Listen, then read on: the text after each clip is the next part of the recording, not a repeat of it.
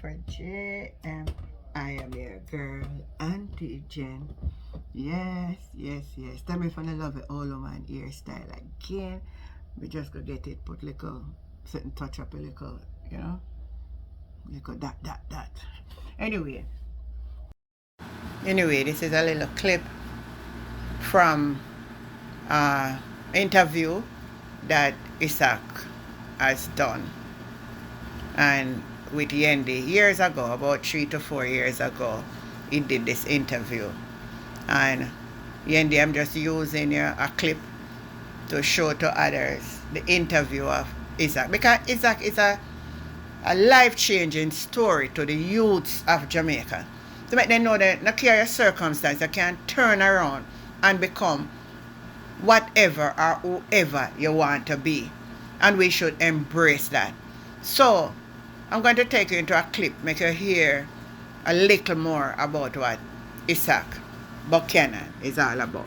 Take a listen to this. Always forget that human rights are like the backbone of a society. It is. It is, isn't it? Why human rights?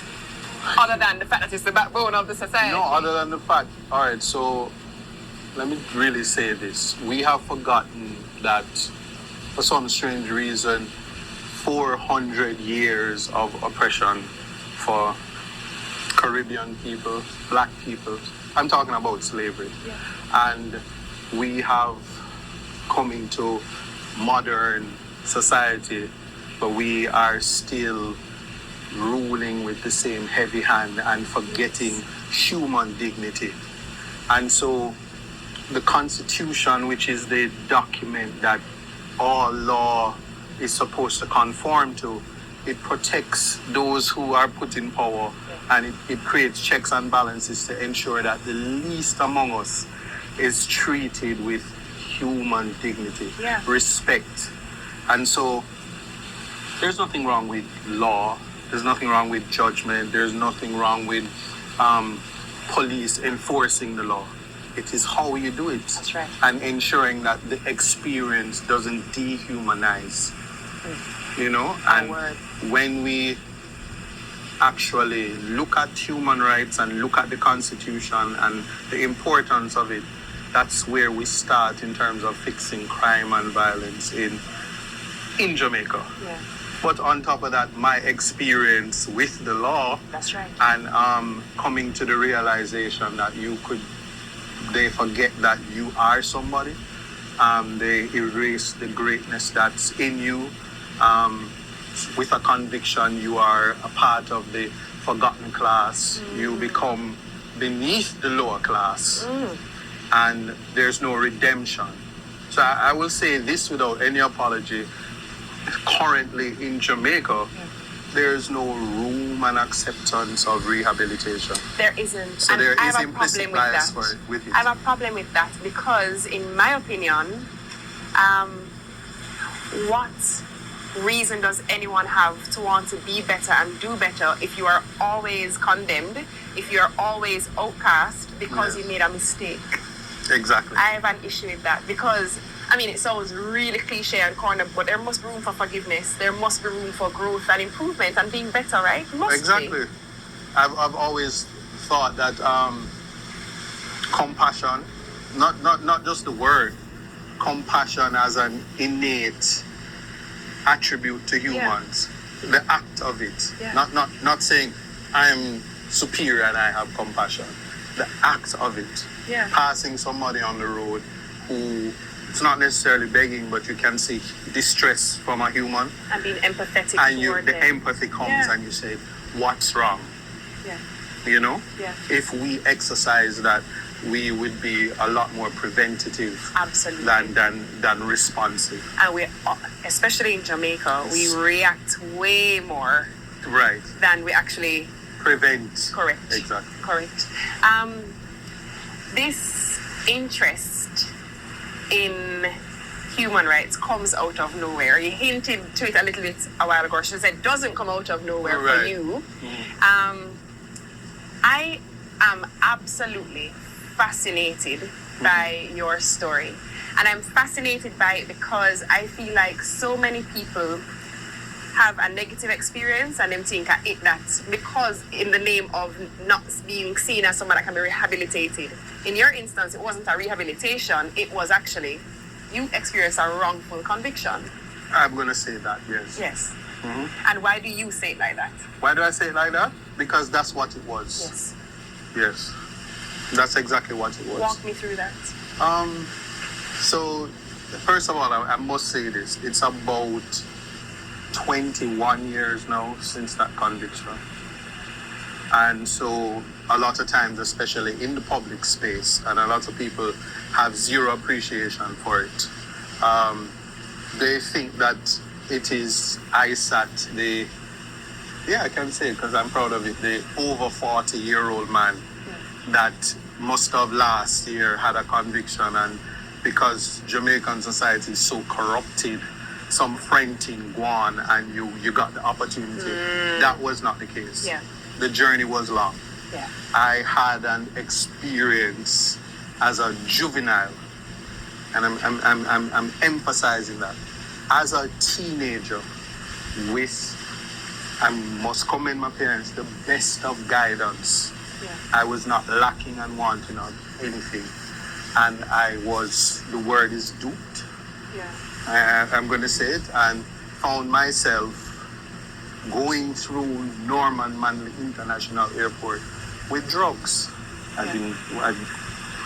What I thought to be money turned out to be drugs. Someone asked you to carry some money. Yes, right.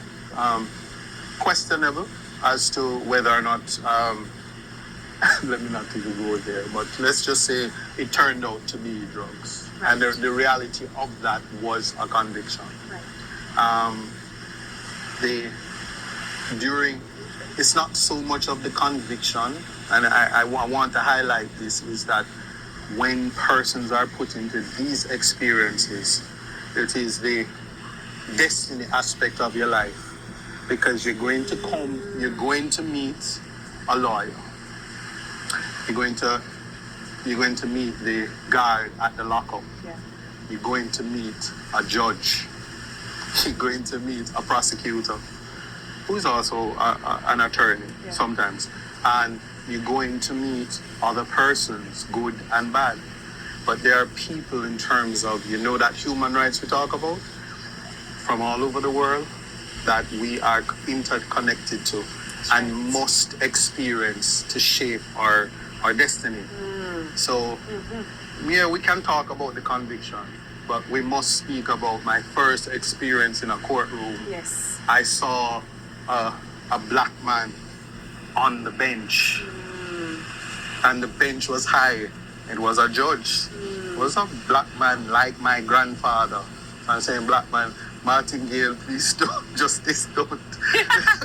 I never forgot it. He said, I'm recusing myself from this case. He gave me bail. This is a matter of record. And he recused himself. And fast forward, I'm having a trial, and another black man, Bert Samuels, and he's representing me. Yeah. And I'm seeing, because my father is big youth. He's an entertainer. Yeah. So the only thing I want to be in this world is an entertainer, an artist. That's my passion. Play the guitar, play the piano, always. You want to be.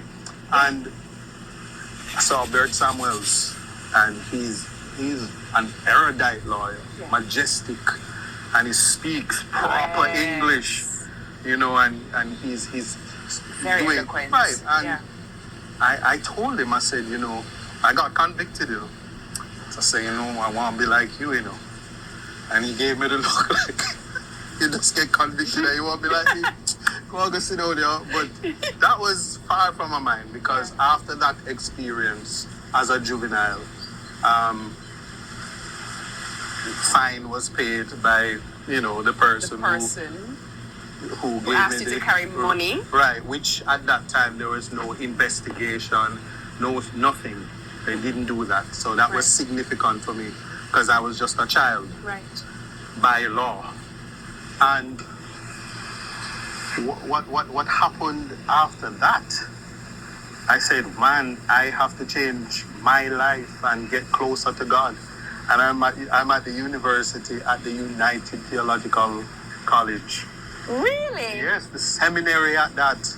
And I met the pastors and the when I say pastors, meaning the Catholics, the Anglicans, the Baptists, the experiencing religion. And as I'm learning about the Bible, Old Testament, New Testament, what do you think happened? I said, but hold on, Jesus not rocking the way they were saying him used to rock. Jesus is not in the church, the building, and you burnt offering and sacrifices. Jesus is not about that. And I just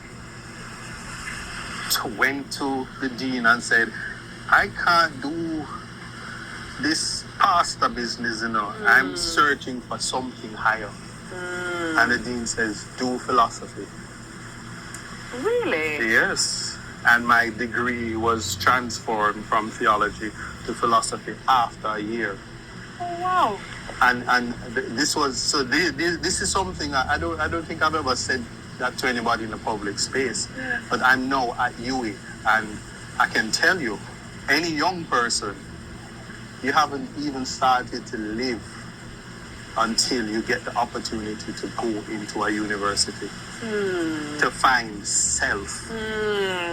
Yes? I would agree with that. So you see all that blame game in society about for young people who go to less than subpar high schools, and there's nobody's trying to change the system.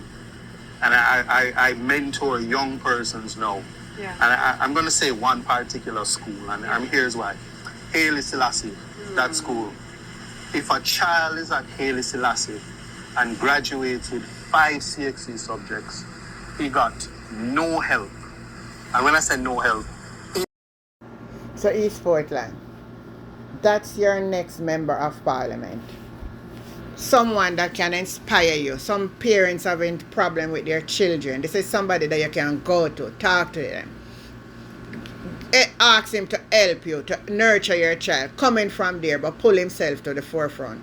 Don't listen to the noise, but look at the quality or the caliber of representation that you're not going to get. Don't listen to them, people. The man have a story. What an intriguing story. From the prison wall and next to the parliament. Tell me what you think. Leave on a view, leave on a comment. Like, share, and subscribe to the channel. Life with Jennifer JM. I'm your girl, Auntie Jen. Catch you the next time. Bye.